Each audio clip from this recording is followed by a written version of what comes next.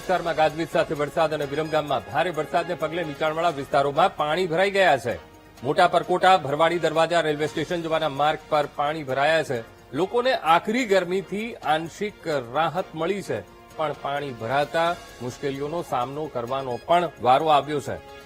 આજ મુદ્દે સંવાદદાતા હરિઓમ ફોનલાઈન પર. હરિઓમ, હવે મિની વાવાઝોડું અને સાથે આ વરસાદ ખાબક્યો એટલી વારમાં તો વિરમગામ પાણી થઈ ગયું. ભરવાડી દરવાજા પાણીમાં ગરકાવ, રેલવે સ્ટેશન રોડ પાણીમાં ગરકાવ. કેટલા વિસ્તારો પ્રભાવિત છે હરિઓમ?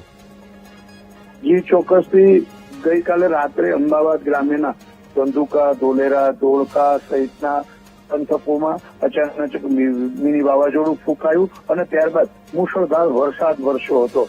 પણ વિરમગામની અંદર પણ જે વરસાદ વરસ્યો તેના કારણે આ મુશળધાર વરસાદે વિરમગામ શહેરની પ્રી મોન્સૂન કામગીરી પર કેટલાક સવાલો ઉભા કરી દીધા છે. વિરમગામના લગભગ મોટા ભાગના વિસ્તારોમાં જે નીચાણવાળા વિસ્તારો હતા ત્યાં આગળ આ પ્રથમ વરસાદમાં જ માર્ગો પર પાણી ભરાઈ જવાની સમસ્યા સર્જાઈ છે અને જેના કારણે રાહદારીઓ અને વાહન ચાલકોને પારાવાર મુશ્કેલીનો હાલ સામનો કરવો પડી રહ્યો છે. ત્યારે વિરમગામમાં પ્રથમ વરસાદે જે પ્રકારે રોડ રસ્તાઓ પર પાણીનો જળભરાવ થયો છે, જેને લઈ ફરી એકવાર પાલિકા તંત્રની પ્રી મોન્સૂન કામગીરી પર સવાલો ઉઠી રહ્યા છે. જી બિલકુલ હરિઓમ, સમગ્ર માહિતી સાથે જોડાવા બદલ આપનો આભાર.